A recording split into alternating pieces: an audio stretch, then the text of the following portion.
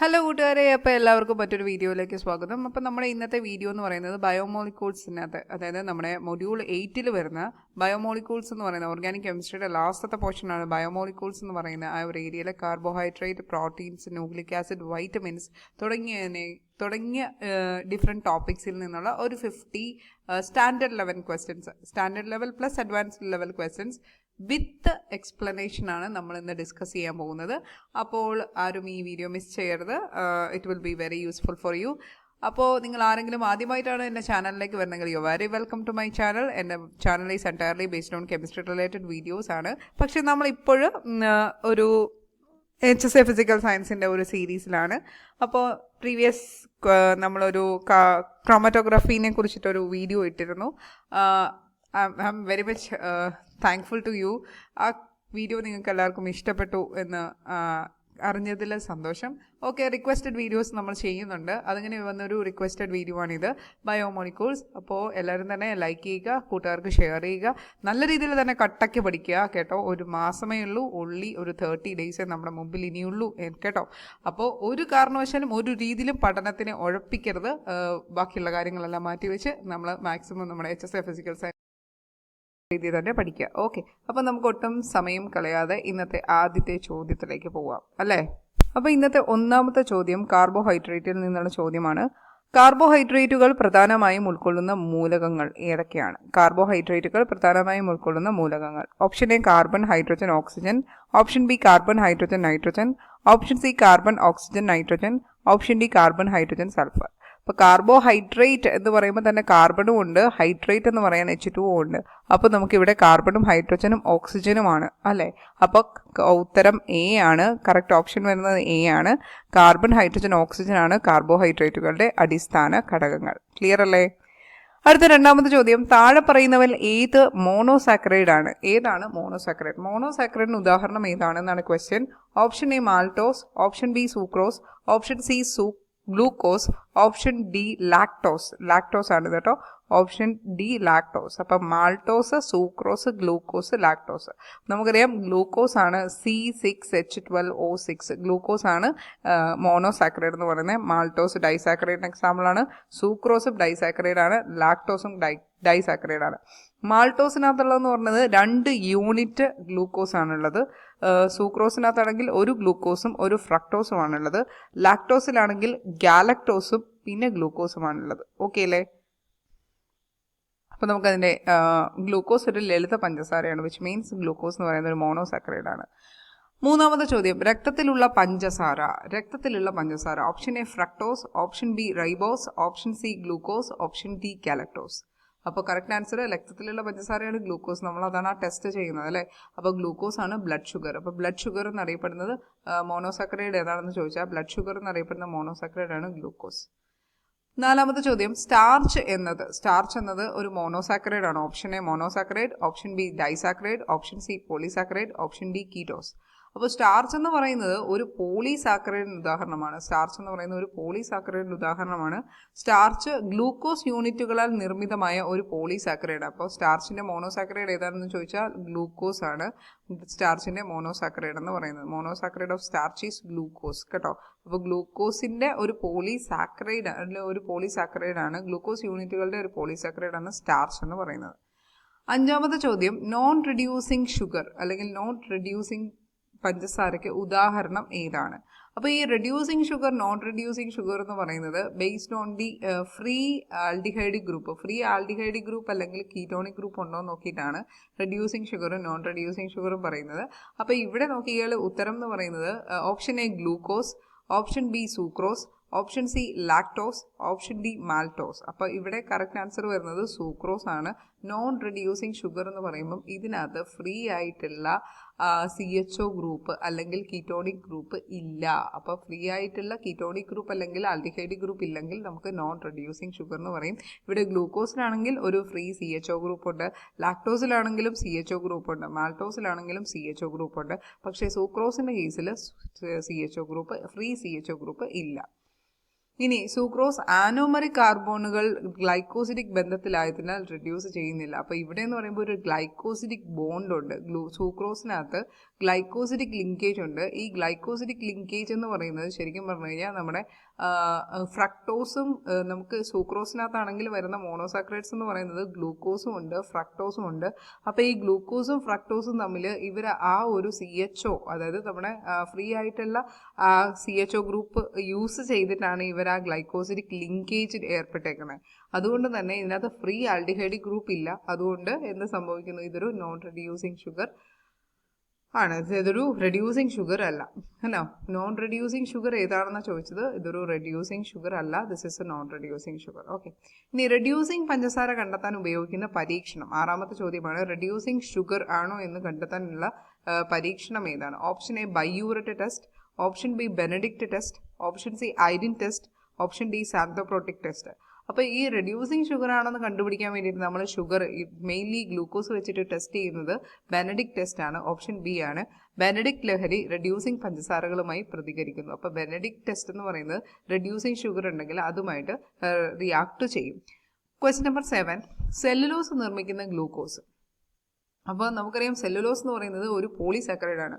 നമ്മുടെ സ്റ്റാർച്ച് പോലെ തന്നെ സെല്ലുലോസ് എന്ന് പറയുന്നത് ഒരു പോളിസാക്കറൈഡ് ആണ്.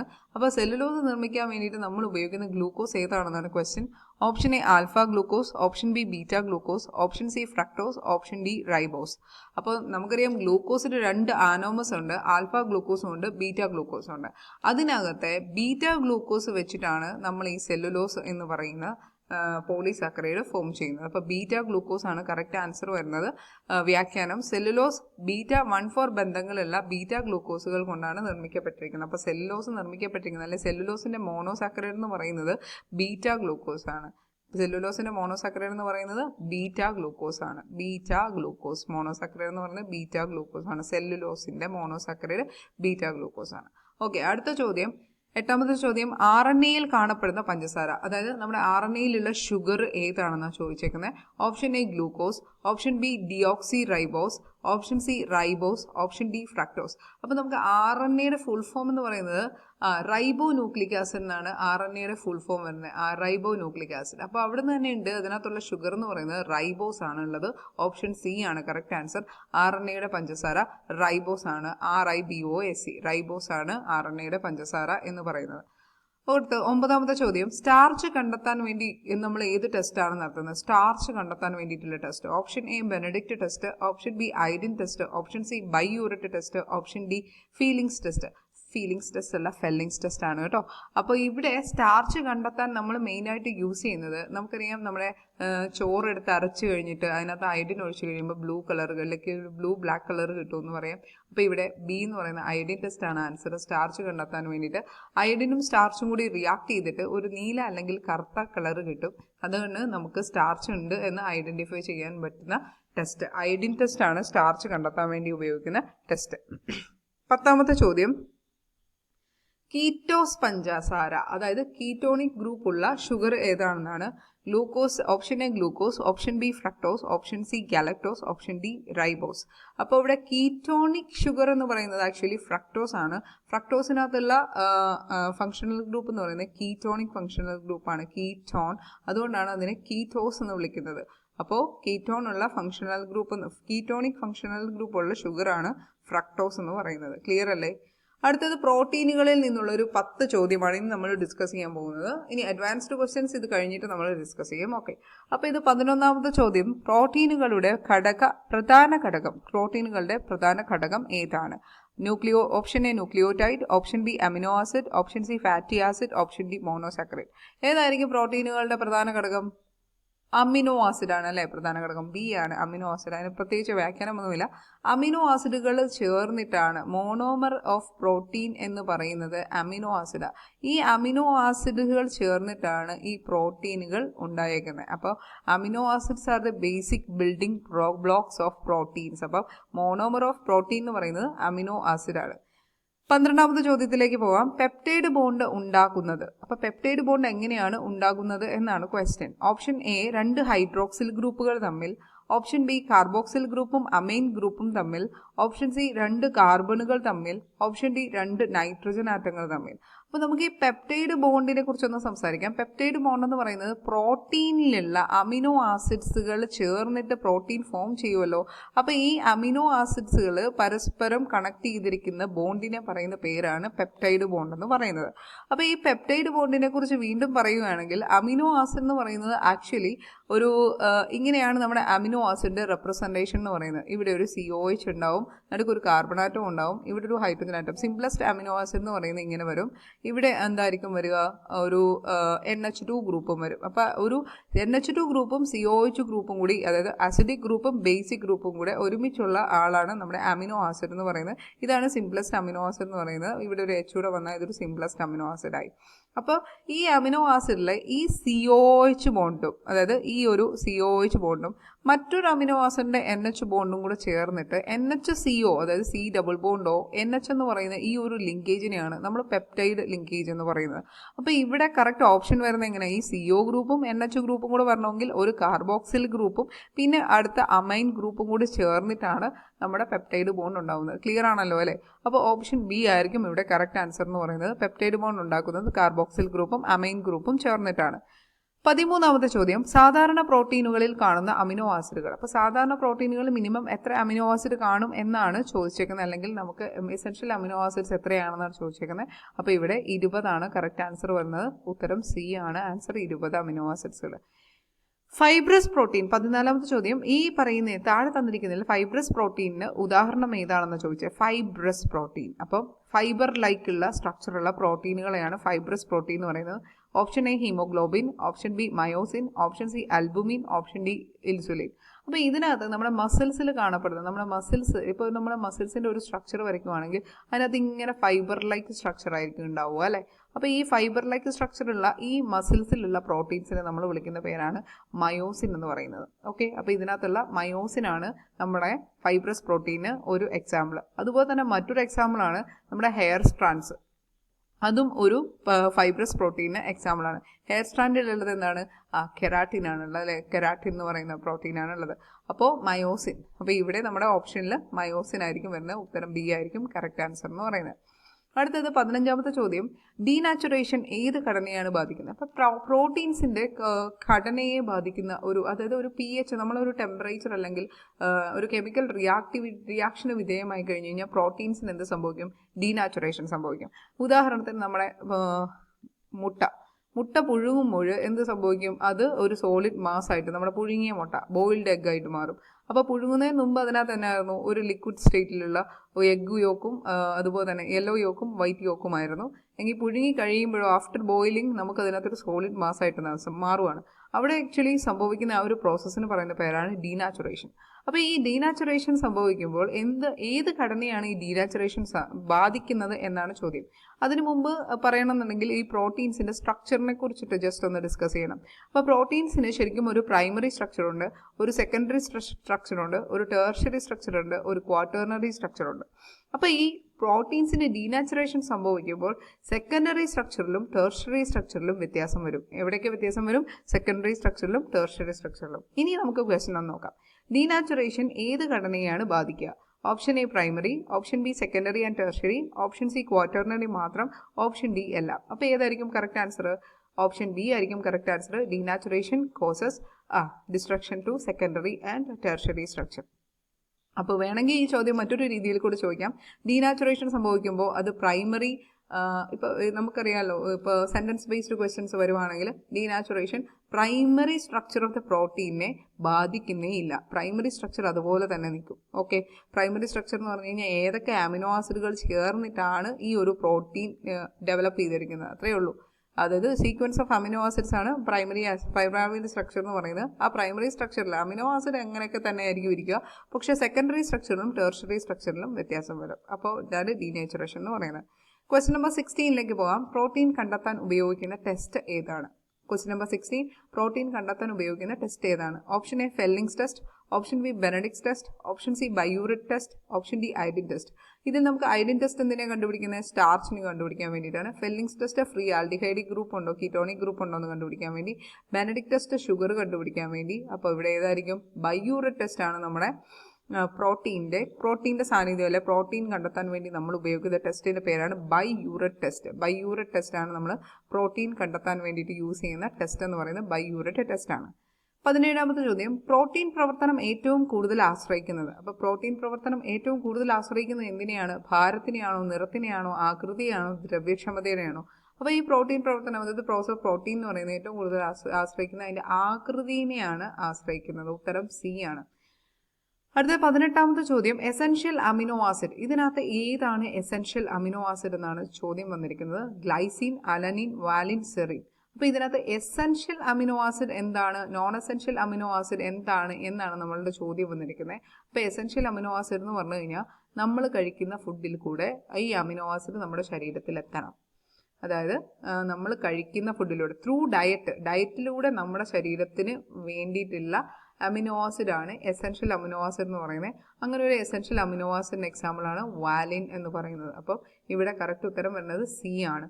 ഗ്ലൈസിനും അലനിനും സെറിനും ഒക്കെ നോൺ എസെൻഷ്യൽ അമിനോ ആസിഡാണ്. അത് നമുക്ക് ഓൾറെഡി നമ്മുടെ ബോഡിയിൽ ഉള്ള അമിനോ ആസിഡാണ്. പ്രത്യേകിച്ച് നമ്മൾ പുറത്തുനിന്ന് എടുക്കേണ്ട കാര്യമില്ല നോൺ എസെൻഷ്യൽ അമിനോ ആസിഡ്സ്. പക്ഷേ ഈ എസെൻഷ്യൽ അമിനോ ആസിഡ്സ് എന്ന് പറഞ്ഞു കഴിഞ്ഞാൽ അത് നമ്മൾക്ക് ആഹാരത്തിലൂടെ നമ്മുടെ ശരീരത്തിന് നല്ല രീതിയിലുള്ള പ്രോട്ടീൻ സിന്തസിസ് ഒക്കെ നടക്കണം എന്നുണ്ടെങ്കിൽ വേണ്ടിയിട്ടുള്ള അമിനോ ആസിഡ്സിനെയാണ് നമ്മൾ എസെൻഷ്യൽ അമിനോ ആസിഡ്സ് എന്ന് പറയുന്നത്. ക്ലിയർ അല്ലേ? അടുത്തത് 19ാമത്തെ ചോദ്യം, എൻസൈമുകൾ കൂടുതലായും. എൻസൈം എന്ന് പറയുന്ന ഒരു ടോപ്പിക് ഉണ്ട് നമ്മുടെ ബയോമോളിക്യൂൾസ് എന്ന് പറയുന്ന ചാപ്റ്ററിൽ. അപ്പോൾ ഈ എൻസൈമുകൾ കൂടുതലായും എന്താണ് എന്നാണ് ചോദ്യം. അപ്പോൾ എൻസൈമുകൾ കൂടുതലായും ഓപ്ഷൻ എ കാർബോഹൈഡ്രേറ്റുകൾ, ഓപ്ഷൻ ബി പ്രോട്ടീനുകൾ, ഓപ്ഷൻ സി ലിപ്പിഡുകൾ, ഓപ്ഷൻ ഡി ന്യൂക്ലിക് ആസിഡുകൾ. അപ്പോൾ ഇവിടെ എൻസൈംസ് എന്ന് പറയുന്നത് ഒരു തരത്തിലുള്ള പ്രോട്ടീനുകളാണ്. എൻസൈമുകൾ എന്ന് പറയുന്നത് കറക്റ്റ് ഓപ്ഷൻ ബി ആണ് കറക്റ്റ് ആൻസർ എന്ന് പറയുന്നത്. ഇനി 20ാമത്തെ ചോദ്യം, താഴെ പറയുന്നവയിൽ ഏതാണ് പ്രോട്ടീനുകളുടെ പ്രവർത്തനമല്ലാത്തത്? പ്രോട്ടീനുകളുടെ പ്രവർത്തനമല്ലാത്തത് ഇതിൽ ഏതാണ്? Option A transportation, option B catalysis, option C information സംഭരണം, ഓപ്ഷൻ ഡി ഇമ്മ്യൂൺ റെസ്പോൺസ്. അപ്പോൾ ഇവിടെ നോക്കിക്കേ, ട്രാൻസ്പോർട്ടേഷൻ പ്രോട്ടീനുകളുടെ പ്രവർത്തനമാണ്. കറ്റാലിസിസ്, ഇപ്പോൾ എൻസൈം കറ്റാലിസിസ് പഠിക്കുമ്പോൾ തന്നെ അതും നമ്മുടെ പ്രോട്ടീൻ്റെ പ്രവർത്തനമാണ്. ഇമ്മ്യൂൺ റെസ്പോൺസ് അതും പ്രോട്ടീൻസിൻ്റെ ഒരു പ്രവർത്തനം തന്നെയാണ്. അപ്പോൾ ഇവിടെ തെറ്റായിട്ടുള്ളത് ഇൻഫർമേഷൻ സംഭരണം എന്നുള്ളത് പ്രോട്ടീനുകളുടെ പ്രവർത്തനം അല്ല. ഓക്കെ അല്ലേ? അങ്ങനെ നമ്മൾ ആ പ്രോട്ടീനുകളെ കുറിച്ചിട്ടുള്ള 10 ചോദ്യങ്ങൾ ഡിസ്കസ് ചെയ്ത് കഴിഞ്ഞു. അടുത്തതായിട്ട് നമുക്ക് ന്യൂക്ലിക് ആസിഡുകളിലേക്ക് പോകാം.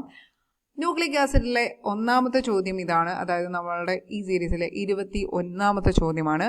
ഡി എൻ എ എന്നത് option A dihydro nucleic acid, option B dideoxy nucleic acid, option C deoxy ribo nucleic acid, option D deoxy ribose amino acid. ഇതിനകത്ത് correct answer deoxy ribo nucleic ആസിഡാണ്. നേരത്തെ നമ്മൾ റൈബോസിൻ്റെ കാര്യം പറഞ്ഞപ്പോൾ അവിടെ ribose എന്ന് പറയുന്ന ഷുഗർ ഉണ്ടെന്ന് പറഞ്ഞല്ലേ, അത് ഏതിനകത്തായിരുന്നു? RNA-ക്കകത്തായിരുന്നു. ഇതിനകത്ത് ഡിയോക്സി റൈബോസ് ന്യൂക്ലിക് ആസിഡാണ്. അപ്പോൾ ഈ ഷുഗറിനകത്ത് ഓക്സിജൻ കുറവുണ്ട്. അപ്പോൾ ഇവിടെ കറക്റ്റ് ആൻസർ എന്ന് പറഞ്ഞാൽ ഉത്തരം സി ആണ്. കാരണം എന്താ? ഇതിൻ്റെ DNA-യുടെ full form deoxy ribo nucleic ആസിഡാണ്. ഓക്കെ, ഇനി 22ാമത്തെ ചോദ്യം, ന്യൂക്ലിക് ആസിഡുകളുടെ അടിസ്ഥാന ഘടകം എന്താണ്? അമിനോ ആസിഡ് ആണോ, ന്യൂക്ലിയോടൈഡ് ആണോ, റൈബോസ് ആണോ, നൈട്രജൻ ബേസ് ആണോ? അപ്പോൾ ഇവിടെ ന്യൂക്ലിക് ആസിഡുകളുടെ അടിസ്ഥാന ഘടകം, അതായത് മോണോമർ ഓഫ് ന്യൂക്ലിക് ആസിഡ് എന്ന് ചോദിച്ചാൽ അതിന് ഉത്തരം ഓപ്ഷൻ ബി ആണ്, ന്യൂക്ലിയോടൈഡ് ആണ്. വ്യാഖ്യാനം, ന്യൂക്ലിയോടൈഡ് എന്ന് പറഞ്ഞാൽ നൈട്രജൻ ബേസും പഞ്ചസാരയും ഫോസ്ഫേറ്റും. അതായത് ന്യൂക്ലിയോടൈഡ് എന്ന് പറയുമ്പോൾ അതിനകത്തുള്ള കാര്യങ്ങൾ എന്തൊക്കെയാണ്? ഈ ഡിഫറെൻറ്റ് ന്യൂക്ലിയോടൈഡ്സ് കമ്പൈൻ ചെയ്തിട്ടാണ് നമുക്ക് ന്യൂക്ലിക് ആസിഡ് കിട്ടുന്നത്. ഈ ന്യൂക്ലിയോടൈഡിൽ എന്തൊക്കെയുള്ളത്? അതിനകത്ത് നൈട്രജൻ ബേസ് ഉണ്ട്. നൈട്രജൻ ബേസ് എന്ന് പറയുന്നത് 2 ടൈപ്പ് ഉണ്ട്, പ്യൂരിൻസും പിരമിഡിൻസും ഉണ്ട്. അത് പോരാഞ്ഞിട്ടൊരു ഷുഗർ ഉണ്ട്, പിന്നെ അതുപോലെ തന്നെ ഫോസ്ഫേറ്റ് മോളിക്യൂൾ ഉണ്ട്. അപ്പോൾ ഈ ഇത്രയും കാര്യങ്ങളാണ് ന്യൂക്ലിയോടൈഡിൽ ഉള്ളത്. ഓക്കെ, ഇനി 23ാമത്തെ ചോദ്യം, RNA-യിൽ കാണപ്പെടുന്ന പക്ഷേ DNA-യിൽ കാണാത്ത ബേസ്. നോക്കിക്കേ, ക്വസ്റ്റ്യൻ തിരിഞ്ഞു പോകരുത്. നമുക്ക് ഉത്തരം അറിയാമായിരിക്കും, പക്ഷേ എങ്കിലും ഇത് നമ്മൾ ആകെ ഒരു ഹരിബറിയിൽ ഉത്തരം തെറ്റിക്കരുത്. RNA-യിൽ കാണുന്ന ബേസ് ഏതാണെന്നാണ് ചോദിച്ചിരിക്കുന്നത്. RNA-യിൽ കാണുന്ന ബേസ് എന്ന് പറയുന്നത് യുറാസിലാണ്. RNA-യിൽ കാണുന്ന ബേസ് യുറാസിലാണ്. അഡിനിനും തൈമിനും ഗ്വാനിനും സൈറ്റോസിനുമാണ് DNA-യിൽ കാണുന്നത്. പക്ഷേ നമുക്ക് യുറാസിൽ എന്ന് പറയുന്നത് RNA-യിൽ കാണുന്നില്ല. ഓക്കെ അല്ലേ? ഇനി DNA-യിലെ പഞ്ചസാര, അതായത് ഷുഗർ മോളിക്യൂൾ ഇൻ DNA ഏതായിരിക്കും? ഡിയോക്സി റൈബോസ് ആയിരിക്കും. നമ്മൾ നേരത്തെ ഉത്തരം പറഞ്ഞു, ഡിയോക്സി റൈബോസ് ആയിരിക്കും DNA-യിലെ പഞ്ചസാര അല്ലെങ്കിൽ ഷുഗർ മോളിക്യൂൾ ഓഫ് DNA എന്ന് പറയുന്നത്. ഇനി DNA-യിൽ അഡിനിനുമായി ചെയ്യുന്ന ജോഡിയേരണം. അപ്പോൾ ഇത് നമ്മൾക്ക് ഇപ്പോൾ പറഞ്ഞല്ലോ, adenine, guanine, cytosine, thymine, uracil എന്നൊക്കെ പറയുന്നത് നൈട്രജൻ ബേസസിൻ്റെ പേരാണ്. അപ്പോൾ ഇവിടെ അഡിനിൻ എന്ന് പറയുന്ന ഈ ഒരു ബേസ് ആരുമായിട്ടാണ് ചേരുന്നത് എന്നാണ് ഇവിടെ ക്വസ്റ്റ്യൻ. അഡിനിൻ എപ്പോഴും കമ്പൈൻ ചെയ്യുന്നത് തൈമിനുമായിട്ടായിരിക്കും, ഗ്വാനിൻ എപ്പോഴും ചേരുന്നത് സൈറ്റോസിനായിട്ടുമായിരിക്കും. അപ്പോൾ നമ്മളുടെ കേസിൽ RNA-യിൽ ഉള്ളത് ആർക്ക് പകരം ആരാണ്? തൈമിന് പകരം യുറാസിലാണ് ഉള്ളത്. അപ്പോൾ ഇവിടെ ഈ തൈമിൻ്റെ സ്ഥാനത്ത് യുറാസിലായിരിക്കും അവിടെ കമ്പൈൻ ചെയ്യുന്നത്. ഓക്കെ, അപ്പോൾ ഇവിടെ ക്വസ്റ്റ്യൻ്റെ ആൻസർ എന്ന് വരും, DNA-യിൽ അഡിനിൻ ആരുമായിട്ടാണ് ജോഡി ചേർക്കുന്നത്? DNA-യിലാണെങ്കിൽ adenine combines with thymine. Option C ആയിരിക്കും കറക്റ്റ് ആൻസർ എന്ന് പറയുന്നത്. ഇനി 26ാമത്തെ ക്വസ്റ്റ്യൻ, DNA ബേസ് പെയറുകൾ തമ്മിൽ ബന്ധം നൽകുന്നത് ഏത് തരത്തിലുള്ള ബന്ധമാണ്? What type of bonding is present between the base pairs? അതാണ് ക്വസ്റ്റ്യൻ DNA-യിൽ. അപ്പോൾ ഇവിടെ നോക്ക്, option A ionic bond, option B peptide bond, option C hydrogen bond, option D covalent bond. നമുക്കറിയാം മെയിൻലി നമ്മൾ ഈ പഠിക്കുന്ന ബയോമോളിക്യൂൾസിനകത്ത് പൊതുവെയുള്ള ബോണ്ടുകൾ എന്ന് പറയുന്നത് ഹൈഡ്രജൻ ബോണ്ടാണ് അല്ലേ? നമ്മളുടെ ശരീരത്തിലുള്ള, അതായത് ലിവിങ് മോളിക്യൂൾസിലുള്ള ഓർഗാനിക് കോമ്പൗണ്ട്സിനെയാണ് നമ്മൾ ബയോമോളിക്യൂൾസ് എന്ന് പറയുന്നത്, ലിവിങ് ഓർഗാനിസം. ഓക്കെ, അപ്പോൾ നമുക്ക് കൂടുതലുള്ളത് എന്താണ്? വെള്ളമാണ്. അതുകൊണ്ട് തന്നെ നമുക്ക് ഹൈഡ്രജൻ ബോണ്ടാണ്. ഈസി ഓർമ്മിക്കുക, പെട്ടെന്ന് ഓർക്കാൻ വേണ്ടി പറഞ്ഞതാണ്. ഹൈഡ്രജൻ ബോണ്ടായിരിക്കും ഇതിനകത്ത് ബോണ്ടിങ്ങിൽ ഏർപ്പെട്ടിരിക്കുന്നത്. ഓക്കെ, ഇനി 27ാമത്തെ ചോദ്യം, DNA-യുടെ ഡബിൾ ഹെലിക്സ് മോഡൽ നിർദ്ദേശിച്ചത് ആരാണ്? DNA-യുടെ ഡബിൾ ഹെലിക്സ് മോഡൽ നിർദ്ദേശിച്ചത് വാട്സണും ക്രിക്കും ചേർന്നിട്ടാണ് DNA-യുടെ ഡബിൾ ഹെലിക്സ് മോഡൽ നിർദ്ദേശിച്ചത്. Option A. ഇനി DNA-യുടെ ബാക്ക് ബോൺ ഉണ്ടാക്കുന്നത്, DNA-യുടെ ബാക്ക് ബോൺ എങ്ങനെയാണ് ഉണ്ടാക്കുന്നത്? ഓപ്ഷൻ എ ബേസ് പെയറുകൾ, ഓപ്ഷൻ ബി പെപ്റ്റൈഡ് ശൃംഖല, ഓപ്ഷൻ സി പഞ്ചസാരയും ഫോസ്ഫേറ്റും, ഓപ്ഷൻ ഡി അമിനോ ആസിഡുകൾ. ഇവിടെ പഞ്ചസാരയും ഫോസ്ഫേറ്റും ചേർന്നിട്ടാണ് ബാക്ക് ബോൺ ഉണ്ടാക്കുന്നത്. അതിൻ്റെ കൈവഴിയാണ് നമ്മുടെ കൈവഴിയാണ് നമ്മുടെ ബേസ് പെയറുകൾ എന്ന് പറയുന്നത്. അപ്പോൾ ബാക്ക് ബോൺ ആരാണ്? DNA-യുടെ പഞ്ചസാരയും ഫോസ്ഫേറ്റുമാണ് ബാക്ക് ബോൺ എന്ന് പറയുന്നത്. ക്വസ്റ്റ്യൻ നമ്പർ 29, mRNA അല്ലെങ്കിൽ മെസ്സഞ്ചർ RNA-യിൽ നിന്ന് റൈബോസോമിലേക്കുള്ള ചലനം എങ്ങനെയായിരിക്കും? ഓക്കെ, അപ്പോൾ ഓപ്ഷൻ എ റൈബോസോമിൽ നിന്ന് ന്യൂക്ലിയസിലേക്ക്, ഓപ്ഷൻ ബി ന്യൂക്ലിയസിൽ നിന്ന് റൈബോസോമിലേക്ക്, ഓപ്ഷൻ സി സൈറ്റോപ്ലാസത്തിൽ നിന്ന് മൈറ്റോകോൺട്രിയയിലേക്ക്, ഓപ്ഷൻ ഡി DNA-യിൽ നിന്ന് പ്രോട്ടീനിലേക്ക്. ഇവിടെ കറക്റ്റ് ഉത്തരം വരുന്നത് ന്യൂക്ലിയസിൽ നിന്ന് റൈബോസോമിലേക്കായിരിക്കും. മെസ്സഞ്ചർ RNA-യിൽ നിന്ന് റൈബോസോമിലേക്കുള്ള ചലനം പോകുന്നത് ന്യൂക്ലിയസിൽ നിന്ന് റൈബോസോമിലേക്ക് ആയിരിക്കും. ക്വസ്റ്റ്യൻ നമ്പർ 29 കംപ്ലീറ്റ് ചെയ്തു. ക്വസ്റ്റ്യൻ നമ്പർ 30ലേക്ക് പോവുകയാണ്. ക്വസ്റ്റ്യൻ നമ്പർ 13 പ്യൂരിൻ ബേസിൻ്റെ എക്സാമ്പിൾ ഏതാണെന്നാണ് ചോദ്യം. പ്യൂരിൻ ബേസിന് എക്സാമ്പിൾ ഈ കൂട്ടത്തിൽ അഡിനിനാണ് എക്സാമ്പിൾ എന്ന് പറയുന്നത്. പ്യൂരിൻ ബേസ്, ബാക്കിയെല്ലാം പിരമിഡിൻ ബേസ് ആണ്. സൈറ്റോസിൻ പിരമിഡിനാണ്, തൈമിൻ പിരമിഡിനാണ്, യുറാസിലും പിരമിഡിനാണ്. ഇവിടെ പ്യൂരിൻ എന്ന് പറയുന്നത് ഏതാണ്? അഡിനിനാണ് പ്യൂരിൻ ബേസ് എന്ന് പറയുന്നത്. ഇനി അടുത്ത ലെവൽ ഓഫ് ക്വസ്റ്റ്യൻസ് എന്ന് പറയുന്നത് അഡ്വാൻസ് ലെവൽ ക്വസ്റ്റ്യൻസ് ആണ്. ക്വസ്റ്റ്യൻ നമ്പർ 31ലേക്ക് പോവാം. മൃഗങ്ങളിൽ ഗ്ലൂക്കോസിന്റെ സംഭരണ രൂപം, ഏതവസ്ഥയിലാണ് ഗ്ലൂക്കോസ് മൃഗങ്ങളിൽ, അതായത് നമ്മുടെ ആനിമൽസിൽ സ്റ്റോർ ചെയ്ത് വെച്ചിരിക്കുന്നതെന്നാണ്? Option A cellulose, option B glycogen, option C starch, option D chitin. അപ്പോൾ ഇവിടെ കറക്റ്റ് ആൻസർ എന്ന് പറയുന്നത് ഗ്ലൈക്കോജൻ, ഓപ്ഷൻ ബി ഗ്ലൈക്കോജൻ ആണ്. ആനിമൽ സ്റ്റാർച്ച് എന്നറിയപ്പെടുന്നത് എന്ത് എന്ന് ചോദിച്ചാൽ അത് ഗ്ലൈക്കോജൻ ആണ്. ആനിമൽ സ്റ്റാർച്ച് എന്നറിയപ്പെടുന്നു ഗ്ലൈക്കോജൻ. അടുത്ത 32ാമത്തെ ചോദ്യം, സ്റ്റാർച്ചിൽ കാണപ്പെടുന്ന ഗ്ലൂക്കോസ് രൂപം. നമുക്കറിയാം ആൽഫ ഡി ഗ്ലൂക്കോസും ബീറ്റ ഡി ഗ്ലൂക്കോസും ഗ്ലൂക്കോസിൻ്റെ 2 ആനോമേഴ്സ് ആണ്. അപ്പോൾ option A alpha D glucose, option B beta D glucose, option C L glucose, option D degrade fructose. അപ്പോൾ ഇവിടെ സ്റ്റാർച്ചിൽ കാണപ്പെടുന്ന ഗ്ലൂക്കോസ് രൂപം എന്ന് പറയുന്നത് ആൽഫ ഡി ഗ്ലൂക്കോസ് ആണ്. സ്റ്റാർച്ചിൽ കാണപ്പെടുന്ന ഗ്ലൂക്കോസ് രൂപം ആൽഫ ഡി ഗ്ലൂക്കോസ് ആണ്. ഇനി 33ാമത്തെ ചോദ്യം, പ്രോട്ടീൻ്റെ സെക്കൻഡറി ഘടനയിലേക്കുള്ള ഉദാഹരണം. അപ്പം പ്രോട്ടീൻ്റെ സെക്കൻഡറി ഘടനയിലേക്കുള്ള ഉദാഹരണം എന്താണെന്ന് ചോദിച്ചാൽ നമുക്കറിയാം പ്രോട്ടീനിന് പ്രൈമറി സ്ട്രക്ചറുണ്ട്, സെക്കൻഡറി സ്ട്രക്ചറുണ്ട്, ടേർഷ്യറി സ്ട്രോക്ചറുണ്ട്, ക്വാട്ടർണറി സ്ട്രക്ചറുണ്ട്. അതിനകത്ത് പ്രൈമറി സ്ട്രക്ചർ എന്ന് പറയുമ്പോൾ അമിനോ ആസിഡ്സ് ഇങ്ങനെ അടുക്കി വെച്ചിരിക്കുന്ന ആ ഒരു സ്ട്രക്ചറിനെയാണ് നമ്മൾ പ്രൈമറി സ്ട്രക്ചർ എന്ന് വിളിക്കുന്നത്.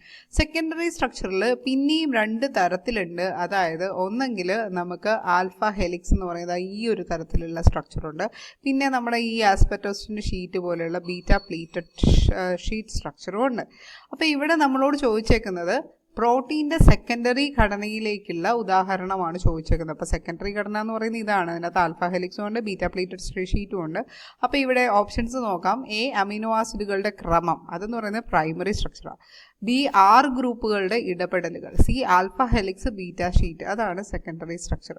അപ്പോൾ ഓപ്ഷൻ സി ആണ് കറക്റ്റ്. ഓക്കെ, ഇനി ക്വസ്റ്റ്യൻ നമ്പർ 34 നോക്കുവാണെങ്കിൽ ഘടനാപരമായി പ്രോട്ടീൻ അല്ലാത്തത് ഏതാണ്? അതായത് സ്ട്രക്ചറലി പ്രോട്ടീൻ അല്ലാത്തത് ഏതാണെന്ന് ചോദിച്ചിരിക്കുന്നത്. Collagen, keratin, actin, amylase. നമുക്കറിയാം അമിലൈസ് എന്ന് പറയുന്നത് it's A type of enzyme, ഒരു എൻസൈമിൻ്റെ പേരാണ്. എൻസൈം എന്ന് പറയുന്നത് ആക്ച്വലി പ്രോട്ടീൻ ആണ്, പക്ഷേ ഘടനാപരമായി എൻസൈം പ്രോട്ടീൻ അല്ല. So correct answer is amylase ആണ് ഇവിടെ ഉത്തരമായിട്ട് വരുന്നത്. ഓക്കെ, ഇനി 35ാമത്തെ ചോദ്യം ന്യൂക്ലിയോസൈഡ്. അപ്പം ന്യൂക്ലിയോടൈഡ് നമ്മൾ നേരത്തെ പറഞ്ഞായിരുന്നു.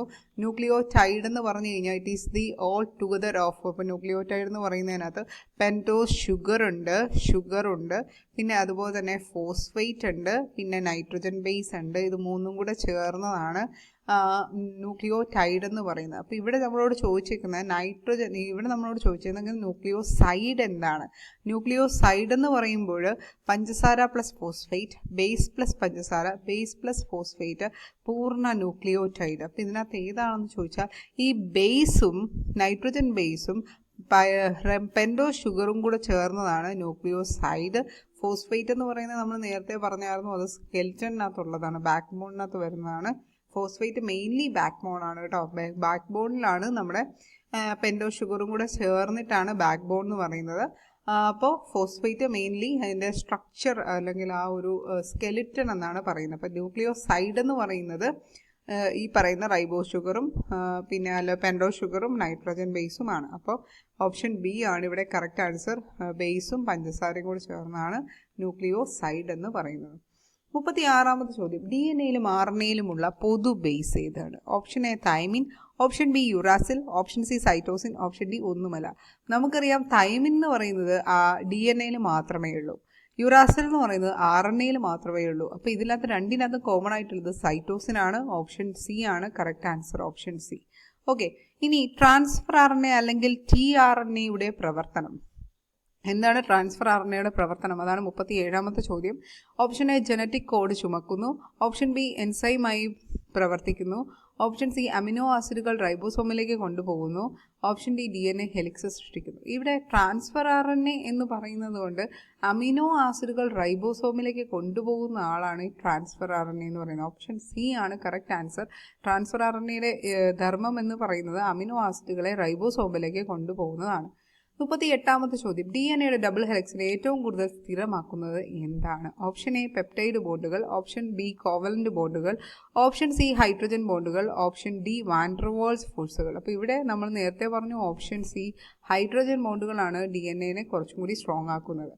39ാമത്തെ ചോദ്യം ന്യൂക്ലിയോടൈഡിൽ ഫോസ്ഫേറ്റ് ഗ്രൂപ്പ് എവിടെയാണ് ബന്ധപ്പെടുന്നത്? Option A nitrogen base, option B പഞ്ചസാര, ഓപ്ഷൻ സി പഞ്ചസാരയുടെ 5ാമത്തെ കാർബണിൽ, ഓപ്ഷൻ ഡി പഞ്ചസാരയുടെ 1ാമത്തെ കാർബണിൽ. കറക്റ്റ് ആൻസർ പഞ്ചസാരയുടെ 5ാമത്തെ കാർബണിലാണ് ഫോസ്ഫേറ്റ് ഗ്രൂപ്പ് ബോണ്ടിങ്ങിൽ ഏർപ്പെട്ടിരിക്കുന്നത്. 40ാമത്തെ ചോദ്യം DNA ഫിംഗർ പ്രിന്റിംഗിൽ ഉപയോഗിക്കുന്ന സാങ്കേതിക വിദ്യ ഏത്? Option A ELISA, option B chromatography, option C electrophoresis, option D spectroscopy. അപ്പോൾ DNA ഫിംഗർ പ്രിന്റിംഗിൽ ഉപയോഗിക്കുന്ന സാങ്കേതിക വിദ്യ എന്ന് പറയുന്നത് ഇലക്ട്രോഫോറസിസ് ആണ്. എലിസ എന്ന് പറയുന്നത് എയ്ഡ്സിൻ്റെ ടെസ്റ്റാണ്. ക്രോമാറ്റോഗ്രഫി നമ്മൾ ഓൾറെഡി പഠിച്ചു, സ്പെക്ട്രോസ്കോപ്പി നമ്മൾ ഓൾറെഡി പഠിച്ചു. ഇലക്ട്രോഫോറസിസ് ആണ് DNA ഫിംഗർ പ്രിന്റിംഗിൽ ഉപയോഗിക്കുന്ന ടെക്നോളജി എന്ന് പറയുന്നത്. താഴെ പറയുന്നവയിൽ ഏത് പഞ്ചസാരയാണ് ഒരു ആൽഡോ ഹെക്സോസ്? 41ാമത്തെ ചോദ്യമാണ് ആൽഡോ ഹെക്സോസ്. അപ്പം ഹെക്സോസ് എന്ന് പറയുമ്പോൾ അതിനകത്ത് 6 കാർബൺ ആറ്റം ഉണ്ട്. ആൽഡോ എന്ന് പറയുന്നത് കൊണ്ട് ഇൻഡിക്കേറ്റ് ചെയ്യുന്നത് അതിനകത്ത് ആൽഡിഹൈഡിക് ഗ്രൂപ്പ് ഉണ്ട് എന്നാണ്. അപ്പോൾ ഇതിന് കറക്റ്റ് ആയിട്ടുള്ള ഉത്തരം എന്ന് പറയുന്നത് ആൽഡോ ഹെക്സോസ് ആണ്. നമ്മുടെ ഗ്ലൂക്കോസ് എന്ന് പറയുന്നത് ഒരു ആൽഡോ ഹെക്സോസ് ആണ്. ഓക്കെ, ഉത്തരം ബി ആണ് കറക്റ്റ് ആൻസർ. ഗ്ലൂക്കോസ് ഒരു ആൽഡോ ഹെക്സോസ് ആണ്, അതായത് ആൽഡിഹൈഡിക് ഗ്രൂപ്പുള്ള 6 കാർബണുകളുള്ള പഞ്ചസാരയാണ് നമ്മുടെ ഗ്ലൂക്കോസ് എന്ന് പറയുന്നത്. 42ാമത്തെ ചോദ്യം അമൈലോസ് എന്നത് ബ്രാഞ്ച് ചെയ്ത പോളിസാക്കറൈഡ് ആണ്. ഓപ്ഷൻ ബി സിമ്പിൾ മോണോസാക്കറൈഡ് ആണ്, ഓപ്ഷൻ സി അൺബ്രാഞ്ച് ചെയ്ത പോളിസാക്കറൈഡ് ആണ്, ഓപ്ഷൻ സി ഡൈസാക്കറൈഡ് ആണ്. അപ്പോൾ നമുക്കറിയാം അമൈലൈസും അമൈലോപെക്റ്റിനും സ്റ്റാർച്ചിൻ്റെ 2 ഘടകങ്ങളാണ്, 2 കമ്പോണൻസ് ഓഫ് സ്റ്റാർച്ചാണ് അമൈലോസും അമൈലോപെക്റ്റിനും. അതിനകത്ത് അമൈലോസ് എന്ന് പറയുന്നത് അൺബ്രാഞ്ച് ചെയ്ത പോളിസാക്കറൈഡ് ആണ്. ബ്രാഞ്ച് ചെയ്ത പോളിസാക്കറൈഡ് ആണെങ്കിൽ അമൈലോപെക്റ്റിൻ ആണ്, അമൈലോപെക്റ്റിൻ. ഈ അമൈലോപെക്റ്റിൻ വെള്ളത്തിൽ ഡിസോൾവ് അല്ല, സോല്യൂബിൾ അല്ല, ഇൻസോല്യൂബിൾ ഇൻ വാട്ടർ ആണ്. അതുകൊണ്ടാണ് സ്റ്റാർച്ച് കംപ്ലീറ്റ്ലി സോല്യൂബിൾ ആവാത്തത്. അമൈലോപെക്റ്റിൻ ആണ് ഓൾമോസ്റ്റ് 80 to 85% സ്റ്റാർച്ചിലുള്ളത് അമൈലോപെക്റ്റിൻ ആണ്. അമൈലോപെക്റ്റിൻ ഇൻസോല്യൂബിൾ ഇൻ വാട്ടർ ആണ്. അതുകൊണ്ട് തന്നെയാണ് സ്റ്റാർച്ച് കംപ്ലീറ്റ്ലി സോല്യൂബിൾ അല്ലാത്തത്. അൺബ്രാഞ്ച് ചെയ്ത പോളിസാക്കറൈഡ് ആണ് അമൈലോസ് എന്ന് പറയുന്നത്. അത് ഒരു 15% അല്ല, 15 to 20% ഉള്ളൂ. അപ്പോൾ അമൈലോസ് സ്റ്റാർച്ചിൻ്റെ ഭാഗമാണ്. ഇത് α1,4 ഗ്ലൈക്കോസിഡിക് ബന്ധമുള്ള ലീനിയർ പോളിമർ ആണ്. അപ്പോൾ 1,4 ഡൈഗ്ലൈക്കോസിഡിക് ബന്ധമുള്ള ലീനിയർ പോളിമർ ആണ് അമൈലോസ് എന്ന് പറയുന്നത്. 43ാമത്തെ ചോദ്യം, ഒരു പ്രോട്ടീൻ മോളിക്യൂളിൽ പോളിപെപ്റ്റൈഡ് ശൃംഖലകളുടെ എണ്ണം അർത്ഥമാക്കുന്നത്? ഓപ്ഷൻ എ സെക്കൻഡറി ഘടന, ഓപ്ഷൻ ബി ക്വാറ്റർണറി ഘടന, ഓപ്ഷൻ സി ടെർഷ്യറി ഘടന, ഓപ്ഷൻ ഡി പ്രൈമറി ഘടന. അപ്പോൾ ഇവിടെ ഒരു പ്രോട്ടീൻ മോളിക്യൂളിൽ പോളിപെപ്റ്റൈഡ് ശൃംഖലകളുടെ എണ്ണം അർത്ഥമാക്കുന്ന അതിൻ്റെ ക്വാറ്റർണറി സ്ട്രക്ചറാണ്. അപ്പോൾ ക്വാറ്റർണറി സ്ട്രക്ചർ എന്ന് പറയുമ്പം പല പോളിപെപ്റ്റൈഡ് ശൃംഖലകൾ ചേർന്നുണ്ടാകുന്ന ഒരു ഘടനയാണ് നമ്മൾ ക്വാറ്റർണറി സ്ട്രക്ചർ എന്ന് വിളിക്കുന്നത്. ഓക്കെ, ഇനി ക്വസ്റ്റ്യൻ നമ്പർ 44. പ്രോട്ടീൻ്റെ ടെർഷ്യറി ഘടന സ്ഥിരമായി നിലനിർത്തുന്നത്? ഓപ്ഷൻ എ കോവലന്റ് ബോണ്ടുകൾ മാത്രം, ഓപ്ഷൻ ബി ഹൈഡ്രജൻ ബോണ്ടുകൾ മാത്രം, ഓപ്ഷൻ സി വിവിധ ബോണ്ടുകൾ, ഓപ്ഷൻ ഡി അയണിക് ബോണ്ട് മാത്രം. അപ്പോൾ പ്രോട്ടീൻ്റെ ടെർഷ്യറി സ്ട്രക്ചറിനെ കുറിച്ച് എവിടെ ഡിസ്കസ് ചെയ്യുന്നത്? അവിടെ ശരിക്കും ടെർഷ്യറി സ്ട്രക്ചറിൽ ഹൈഡ്രജൻ ബോണ്ട് ഉണ്ട്, വാൻഡർവാൾസ് ഫോഴ്സ് ഉണ്ട്, ഡൈസൾഫൈഡ് ബോണ്ട് ഉണ്ട്, അയോണിക് ബോണ്ട് ഉണ്ട്. അതുകൊണ്ട് ഇവിടെ വിവിധ തരം ബോണ്ടുകൾ എന്നുള്ളതായിരിക്കും കറക്റ്റ് ആൻസർ എന്ന് പറയുന്നത്. 45ാമത്തെ ചോദ്യം, ഒരു ന്യൂക്ലിയോസൈഡിൽ കാണാത്ത ഘടകം ഏത്? ഒരു ന്യൂക്ലിയോസൈഡ്, നമ്മൾ നേരത്തെ പറഞ്ഞു ന്യൂക്ലിയോസൈഡ് എന്ന് പറയുന്നത് ഷുഗറും പിന്നെ അതുപോലെ തന്നെ നൈട്രജൻ ബേസും ചേർന്നിട്ടുള്ളതാണ്. അപ്പോൾ ഫോസ്ഫേറ്റ് ഗ്രൂപ്പാണ് അവിടെ കാണാത്തത്. Option A nitrogen base, option B പഞ്ചസാര, ഓപ്ഷൻ സി ഫോസ്ഫേറ്റ് ഗ്രൂപ്പ്, ഓപ്ഷൻ ഡി ഒന്നുമല്ല. ഇവിടെ ഉത്തരം സി ആയിരിക്കും. വ്യാഖ്യാനം ന്യൂക്ലിയോസൈഡ് എന്ന് പറയുന്നത് ബേസും പഞ്ചസാരയുമാണ്. ഫോസ്ഫേറ്റ് ഗ്രൂപ്പ് കൂടി ഉണ്ടെങ്കിൽ അതിനെ വിളിക്കുന്ന പേര് ന്യൂക്ലിയോടൈഡ് എന്നാണ്. ഓക്കെ, ഇനി നമുക്ക് 46ാമത്തെ ചോദ്യം, DNA-യിൽ ഗ്വാനിന് സൈറ്റോസിനുമായിട്ടാണ് ബോണ്ടിങ് നടക്കുന്നത്. ഇവിടെ എത്ര ഹൈഡ്രജൻ ബോണ്ടുകൾ ഉണ്ട് എന്നാണ് ചോദ്യം. ഓപ്ഷൻ എ 2 ഹൈഡ്രജൻ ബോണ്ടുകൾ, ഓപ്ഷൻ ബി 3 ഹൈഡ്രജൻ ബോണ്ടുകൾ, option C 1 hydrogen bond, option D covalent bond. ഇവിടെ തന്നെയുണ്ട് 3 ഹൈഡ്രജൻ ബോണ്ടാണ് ഗ്വാനിനും സൈറ്റോസിനും ഇടയിൽ ഉള്ളത്. ഗ്വാനിൻ സൈറ്റോസിൻ 3 ഹൈഡ്രജൻ ബോണ്ടുകൾ ഉപയോഗിച്ചാണ് ഉണ്ടായേക്കുന്നത്. ഓക്കെ, ഗ്വാനിൻ സൈറ്റോസിൻ 3 ഹൈഡ്രജൻ ബോണ്ടുകളാണ് ഉള്ളത്. 47ാമത്തെ ചോദ്യം, RNA പദാർത്ഥത്തിൽ മുൻഗണനയിലുള്ള ഘടകം ഏതാണ്? RNA-യിൽ മുൻഗണനയിലുള്ള ഘടകം ഏതാണ്?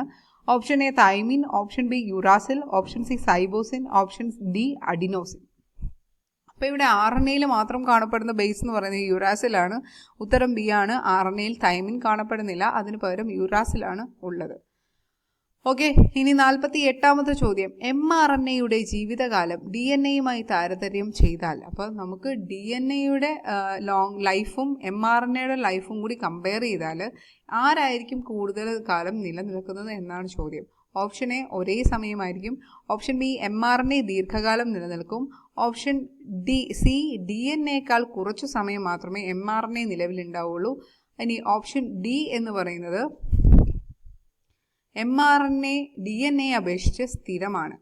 അപ്പോൾ ഇവിടെ ഈ ഒരു ക്വസ്റ്റ്യൻ ആൻസർ എന്ന് പറയുന്നത് DNA-യേക്കാൾ കുറച്ച് സമയം മാത്രമേ മെസ്സഞ്ചർ RNA-യുടെ ആ ഒരു ലൈഫ് ഉള്ളൂ. മെസ്സഞ്ചർ RNA എന്ന് പറയുന്നത് DNA-യേക്കാൾ കുറച്ച് സമയം മാത്രമേ ജീവിതകാലം ഉള്ളൂ എന്നാണ്. mRNA അതിവേഗം വിഘടിക്കുന്നു, അതിനാൽ അതിൻ്റെ ലൈഫ് സ്പാൻ കുറവാണ്. ഇനി 49ാമത്തെ ചോദ്യം. Okay, site of protein synthesis എന്നറിയപ്പെടുന്നത് എന്താണ്? ഏതാണ്? Option A nucleus, option B ribosome, option C Golgi body or Golgi complex, option D mitochondria. അപ്പോൾ സൈറ്റ് ഓഫ് പ്രോട്ടീൻ സിന്തസിസ് എന്ന് പറയുന്നത് റൈബോസോമാണ്. റൈബോസോമാണ് ട്രാൻസ്ലേഷൻ നടക്കുന്ന സ്ഥലം, അല്ലെങ്കിൽ പ്രോട്ടീൻ നിർമ്മാണം നടക്കുന്ന സ്ഥലം എന്ന് പറയുന്നത് റൈബോസോമാണ്. So site of protein synthesis എന്ന് പറയുന്നത് ഏതാണ്? റൈബോസോമാണ്. അങ്ങനെ 50ാമത്തെ ചോദ്യത്തിൽ നമ്മളെത്തി. പ്യൂരിൻ ബേസുകൾക്ക് ഉദാഹരണം, നേരത്തെ നമ്മൾ ഒരു പ്യൂരിൻ ബേസ് പഠിച്ചായിരുന്നു. ഏതായിരുന്നു? അഡിനിൻ എന്ന് പറയുന്ന പ്യൂരിൻ ബേസ് ആയിരുന്നു. അഡിനിനും ഗ്വാനിനുമാണ് പ്യൂരിൻ ബേസ് എന്ന് പറയുന്നത്. ബാക്കിയുള്ളത് പിരിമിഡിൻ ബേസുകളാണ്. 2 പ്യൂരിൻ ബേസേ ഉള്ളൂ. അഡിനിനും ഗ്വാനിനുമാണ് നമ്മുടെ പ്യൂരിൻ ബേസ്. തൈമിനും സൈറ്റോസിനും യുറാസിനും പിരിമിഡിൻ ബേസുകളാണ്. ക്ലിയർ അല്ലേ? അപ്പോൾ ഓക്കെ, അപ്പോൾ ഇന്നത്തെ 50 ചോദ്യങ്ങൾ ഇവിടെ കംപ്ലീറ്റ് ആയിട്ടുണ്ട്. Hope you will like it. അപ്പോൾ ബയോമോളിക്യൂൾസ് എന്ന് പറയുന്ന പോർഷൻസിൽ ഓൾമോസ്റ്റ് ഒരു സ്റ്റാൻഡേർഡ് ലെവൽ ക്വസ്റ്റ്യൻസ് ഒരു 50 ക്വസ്റ്റ്യൻസ് ആണ് നമ്മളിന്ന് ഡിസ്കസ് ചെയ്തത്. ഓക്കെ, ഇനിയും ക്വസ്റ്റ്യൻസുകൾ ഉണ്ടാവും. നല്ല രീതിയിൽ തന്നെ പഠിക്കുക, നല്ല രീതിയിൽ തന്നെ വായിക്കുക. ഓക്കെ, അപ്പോൾ മറ്റൊരു വീഡിയോയിൽ കാണുന്നതിന് വരെ സ്റ്റേ ട്യൂൺഡ്.